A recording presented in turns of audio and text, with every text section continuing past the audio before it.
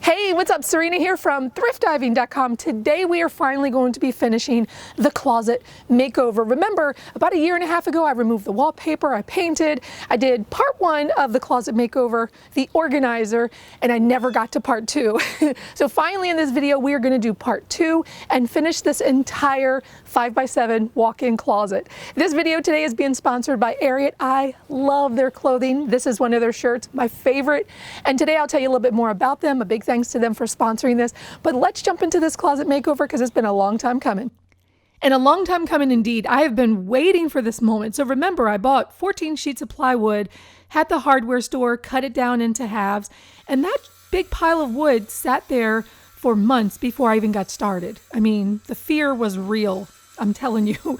So once those sheets of wood were cut and I was ready to go, I had to trim everything down. And whenever you're doing woodworking projects, and I kind of learned this along the way, always trim about 1/8 of an inch off of your edges, because if not, then you're going to be working from factory edges, and a lot of times they're very rough. So a lot of the times working on this project, it was just me in the garage just cutting. And then once I cut all my pieces, I was finishing. It was a lot of work. This was the plans that I was working from. I designed this myself in SketchUp. The first part of the closet I did back in November. You can see that link down below and up in the corner. But this was the second half.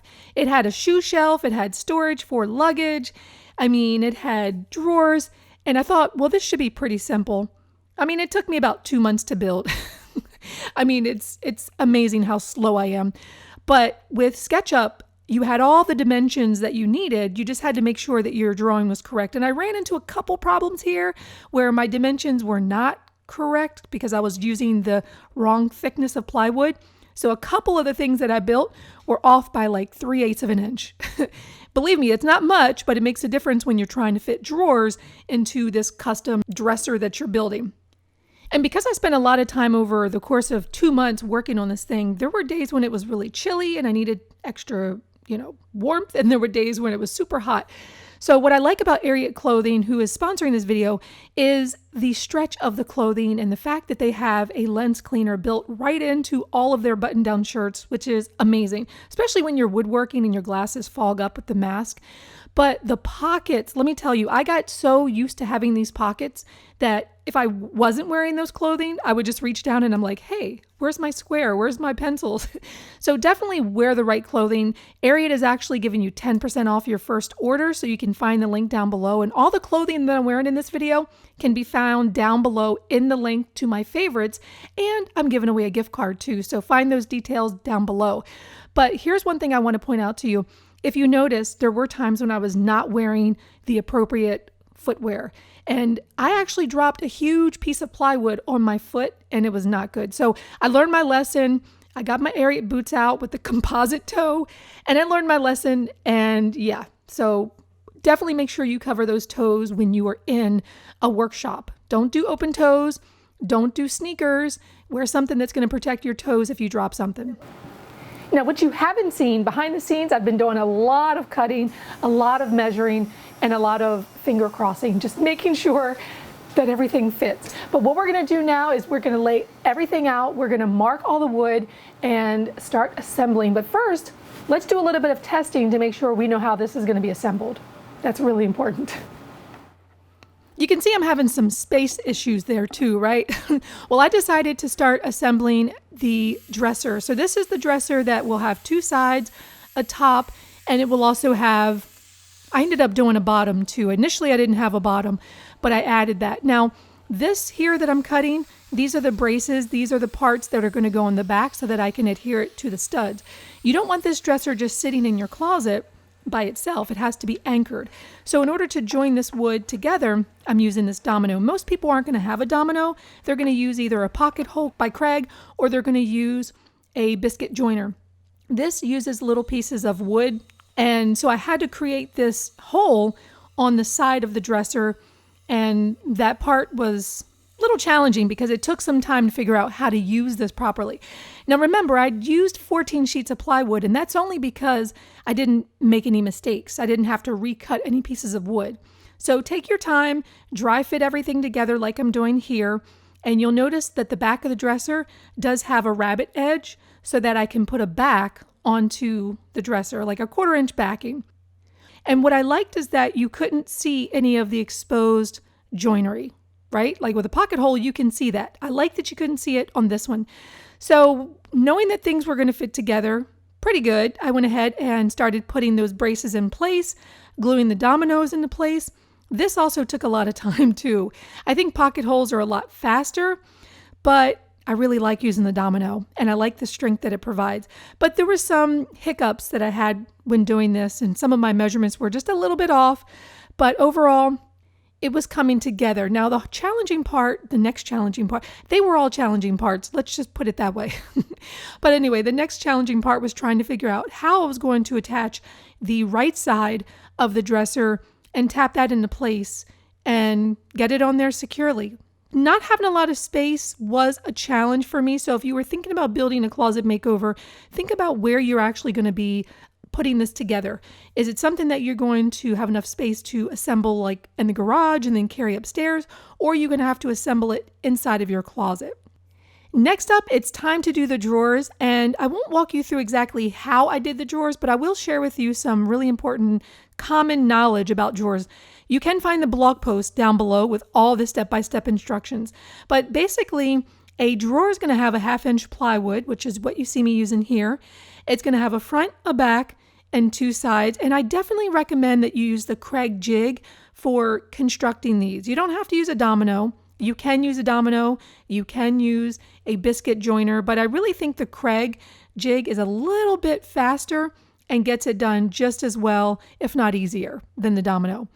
But another thing I'll tell you is that if you're using a 1/4 inch bottom, and most drawers do, you're going to want to do a groove about a 1/2 inch up from the bottom, and it's going to be a 1/4 inch groove. And this is so you're easily able to slide in a 1/4 inch bottom on your drawer. Now, depending on the hardware you're using, you might have to have about 1/2 inch there on the bottom.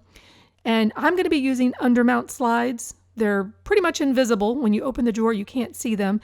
And so that 1/2 inch allows you to easily mount the hardware. Now, once that's constructed, you should be able to just slide in the 1/4 inch plywood. But here's the thing. My plywood was exactly 1/4 inch thick, and so I had to sort of beat it in there with the mallet.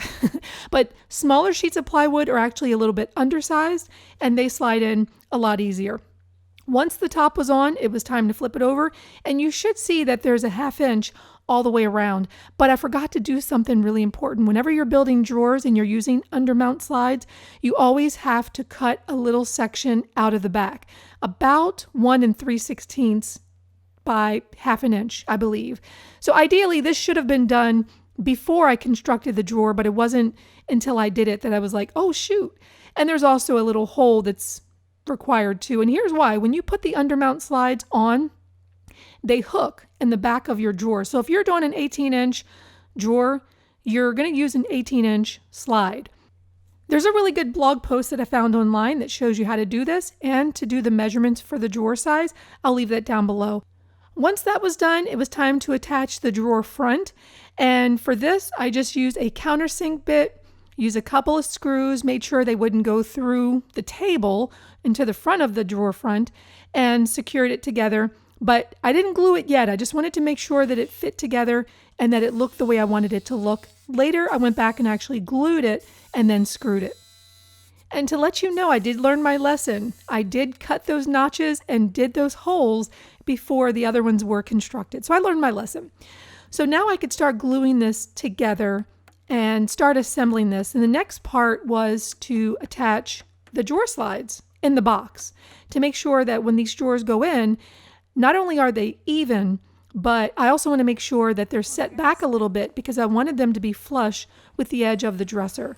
I'd never done this kind of drawer before, so I was a little nervous. If you use a wooden spacer, that actually helps to keep everything aligned. So I had to do a little bit of math, and a couple of them I had to adjust because the reveal wasn't quite what I was expecting. But this is where you live and learn. So once I fixed those, then I tried to do some other prep work, which is applying the edge banding. Whenever you're building, a lot of times you want to use some edge banding with a hot iron. It just melts the glue on the back. And then you use a utility knife or a razor and scrape those off, cut it down, and make it look good. This actually makes your project look finished and not as amateurish. I love this stuff. I used a 1/4-inch sheet of plywood for the back, and I cut it to the exact size of the back. And you'll see that the back has rabbit edges, so it actually fits down into it and gives it a little bit more structure than if I had just attached it to the back of the plywood. So if you can, whenever you're building furniture, rabbit the edges of the wood and then set your backing in between those with a nice, tight, secure fit. I used a couple of nails, just small nails, to hold it in place. I didn't want to do anything permanent with brad nails yet until I knew for a fact everything was in its place. Well, when I started putting the drawers back in, the top one would not fit. It wouldn't close. So I knew that I needed to adjust my drawer slides and move them down a little bit. So that was kind of a bummer. But once I did that, everything fit and there was no problem. I had a little bit of issues with these drawers just because there is a formula when you are doing drawer slides that are undermounts, and I will leave those down, a link to a blog post where you can learn more about that. I added 2 coats of top coat to those, and while those are drying, I worked on the next section, which is the adjustable shelves.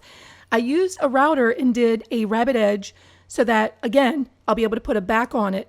And then I just used 1 coat of wood conditioner and 2 coats of top coat. Actually, I think I used 3. 3 makes it feel nice and smooth. And of course, sanding in between those layers.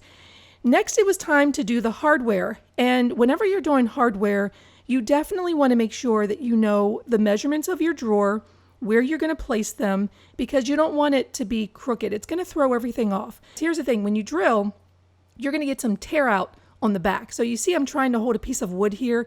It didn't really work because it was shifting around, but use a clamp. If you're doing your drawer like this, use a clamp so that you don't get a lot of tear out on the back of the wood that you're drilling through. But it looked pretty good to me and it was strong and solid. So it was time to move on to the next part of this project.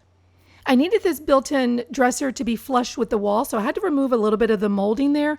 And also there was a little molding around the window base, around the window sill, that I had to cut out. And once I slid that thing into place, I did a little happy dance because it actually fit. I was super excited about that. I was worried. And I wanted to make sure that it was level, so I had to use a few shims underneath on the left-hand side, so definitely be prepared for that. And here's a little tip. This takes a long time to finish all the pieces of wood. If you can buy pre-finished pieces of plywood, do it. It's more expensive, but it actually saves you a lot of time. Here I needed 1 coat of wood conditioner and 2 to 3 coats of top coat. That actually took a lot of time. Welcome to day 575 of building a closet makeover. That's what it feels like it's been. Actually, I think it has been about that amount of time since I initially started. So anyway, I've gotten the dresser done, the drawers are done. I'm hoping, crossing my fingers, that the adjustments that I made are gonna fit and that the drawers will slide in nice. Today, we are actually gonna be building the top part of the closet organizer, and this is where the adjustable shelves are going to go. And I've never done adjustable shelves, so I'm being very meticulous with making sure that all of my little holes are going to line up and everything is just nice and like crisp and where it's supposed to be. I think that's why it's taken so long, because I've just been doing a lot of planning. And planning is the key word here, because when you're doing a project like this, you have to think about, what do I do first, second, and third? And for me, this was finishing and then doing the insert, well, I call it the insert, the panel, the center panel, and then doing the braces, the top, the bottom, and then the sides. I did dry fitting because I wanted to make sure each part fit, but I don't think I dry fit very well because I did run into some fitting problems here that didn't make or break the project, but some things that I learned. I didn't actually check for square. As I was gluing things up, I just clamped it into place and thought, oh, okay, well, everything fit together, it'll be nice and straight, but no. So definitely make sure that you're checking to make sure your project is clamped and at a 90-degree angle before letting that glue dry. I also forgot to do the adjustable shelf holes before I assembled this center section of the adjustable shelving. But you see here that it's still level, thank goodness, but this tool actually made it very simple. What you do is you make sure that you're starting at the exact same location, and then once you get to the bottom, you take that little pin out, put it into the next row, and you just keep drilling. And so this makes sure that all of your holes are even, and as long as you start in the same exact location, then you should be good. Your shelves aren't going to wobble. So for the sides, I realized I could do these laying down. So I went ahead and finished those off. And then it was time to just put on the left and the right side. I think I had a little bit of trouble here, but overall, it wasn't too hard to get this on. Remember, I'm using dominoes, and so I think if you're using pocket holes, it's a little easier because you can clamp everything and then you already have the pocket holes drilled and you can just screw everything together. Here, of course, I'm using dominoes, and so how you place those dominoes make a big difference in regards to whether things line up or not. And thankfully, things lined up pretty good, with a few exceptions. Anyway, the next step was to build the 2 small drawers that are going to go on the bottom of the adjustable shelving unit. Now, there's a his and her, so I needed to put a little divider there. I did buy 2 more sets of drawer slides, and can you believe this? I built the drawers wrong. And I said, I can't deal with this. I'm going to redo this. So I built the drawers again, added some dominoes, put the bottom on, and then got it to fit. Now remember, I told you that the 1/4-inch plywood that you use for the bottom of the drawers, if you buy a large 4x8 sheet, it's very hard to get in. But if you buy the smaller 2x4 sheets and then just cut them to size, those are a little thinner, so that just fit right in place. And then put a couple of dominoes in there, put the edge or the side on, and added the hardware, and it looked pretty good. So the next thing was to do the little 2-inch pieces. I think these were actually maybe 1.5 inches that were going to go on the front of the adjustable shelves. I did some edge banding, and of course, again, that's with an iron. Use a utility knife to cut off the excess, and then I put some dominoes and attached those to the front of the adjustable shelves. The reason why is because I wanted to finish the shelves off to make them look a little bit more finished and tailored to my closet using dominoes. Again, you can use a Craig pocket hole jig. You don't have to use a domino, but again, using the domino, you can put it on there without any, you'll get the strength, but you'll also get hidden joints. So that's the feature that I really like. And just applied that with the mallet, and it went on there pretty good. And remember, the size of these adjustable shelves, I made them a little shorter because I wanted to make sure that it didn't interfere with the 1/4-inch back. So you have to take all of these things into account. And of course, you got to use lots of clamps. Now, getting this thing in was challenging. It was very heavy. Thankfully, my husband helped.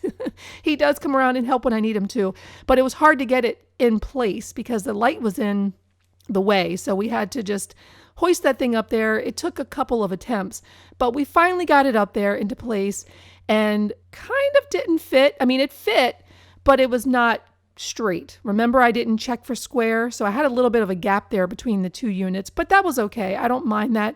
It was in there pretty good against the trim of the window, and I was pretty happy with it.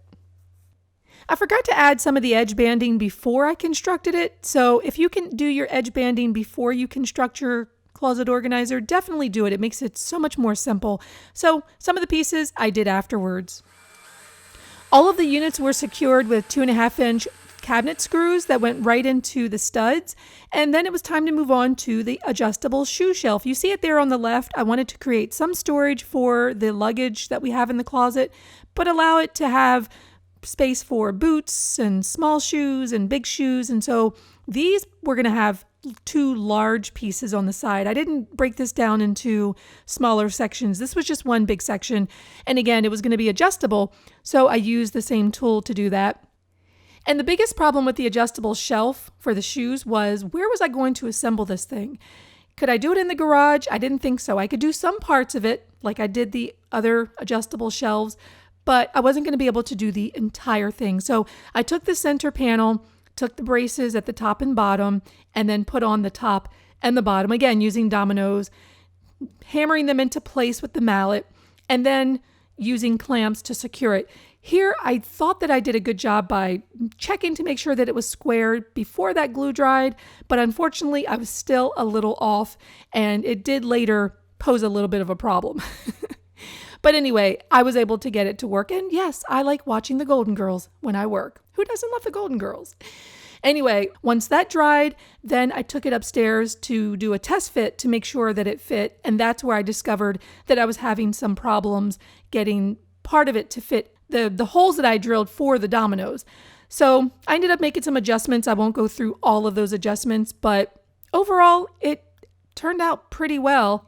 And I also had done some testing to make sure that once this was fully assembled, I would be able to pull this out and stand it up, getting it through the doorway and being able to not hit the ceiling. So thankfully, I don't know, by the grace of God, I was able to get that thing in there, and I didn't want to put it in place yet because I still needed to put the 1/4 inch backing on, and then I just used a brad nail to do that.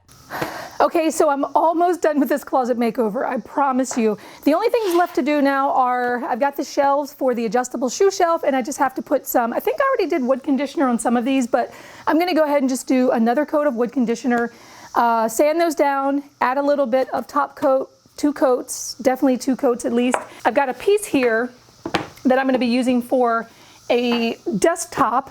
That's gonna go in between the other 2 structures. This has to be finished, and then I've gotta get some trim up and try to make this look like a built-in. Now before I put up the trim, you'll notice that I put some pieces of wood that's wedged between the ceiling and the top of the adjustable shoe shelf. The reason I did that is because with this trim going up there, it needed something to attach to. And there was only a small lip of wood for the 2-inch brad nails to attach to if I didn't have scrap wood up there. Some people use furring strips, but I didn't want to go out and buy anything extra. I just thought wedging some wood up there would work. And I did cut the corners at a 45-degree miter so it would look better, and use a little bit of wood filler to fill in any gaps. I also used the trim along the wall. The problem is that if the wall isn't even, the gap isn't going to be even. So I kind of ran into a little issue, but I made it work and I'm happy with how it looks. So let's look at the final reveal. So what started out as really just a disorganized closet with tons of nasty wallpaper is this beautiful built-in custom closet that really meets all my specifications. I wanted a place where I would be able to fold clothes and neatly store them. It's adjustable, so if I need to take this out, I can take this out, make it taller, put some bags there. I'm not a purse girl, so I don't really have any bags, but all the off-season clothing can be stored here in the drawers, and my husband and I, we pretty much split everything up. So this is my side, this will be his side, and we each have enough space to put all those things that were just floating around on those random shelves. We've got built-ins that go all the way up to the ceiling, and so we needed a way to get up there. I bought this really inexpensive, collapsible, foldable stool that just folds right up with the luggage, and when we're done with it, it just folds right up. We just put it away. So when we need to get up high, pull it out, step on it, and it goes up to 300 pounds. So it's gonna fit both of us easily. And there's plenty of shoe storage. Not that I own a lot of shoes, but when I want to wear a pair of shoes, I want to be able to find them easily and organize them nicely. My favorite part of this closet, the desk. This is what I wanted. You can hear the sound quality in here. It's a lot different because the clothes actually absorb the sound, so there's not a lot of echo. So when I want to do my podcast, I can sit right down here. Every Friday at noon, there's a new podcast released, and you can find those linked down below. This is perfect, and I might even start using this place as like for journaling or just working on a laptop or whatever I want to do and not disturb my husband while he sleeps. It's fabulous. I love it. So if you like this project, be sure to give it a thumbs up. A big thanks to Ariat Clothing for sponsoring this. You can find them at ariat.com. There's a link down below. You can get 10% off of your first order. And if there's anything that you've seen me wearing in this video that you like, you'll find all of my favorites on Serena's favorites link down below in the description. And be sure to go tell them that Thrift Diving sent you. All right, guys, I will see you next video.